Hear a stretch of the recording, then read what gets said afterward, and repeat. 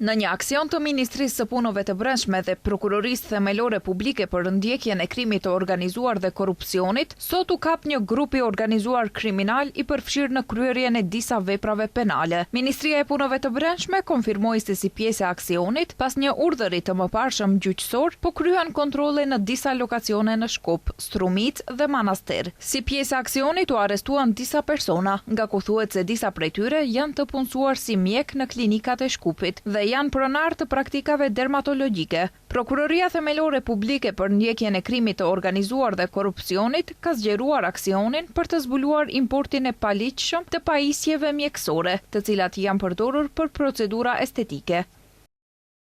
Aksioni është rezultati i ekzistencës së bazave të dyshimit për kryerjen e veprave penale të bashkimit kriminal, shkeljes së të drejtave të pronësisë industriale dhe përdorimit të paautorizuar të kompanisë së tjetrit edhe marrjes së rishvetit. Mjekët nga klinikat dhe praktikat private të Shkupit janë arrestuar tashmë, pas kontrolleve që u kryen dje në Shkup, Manastir dhe Strumic.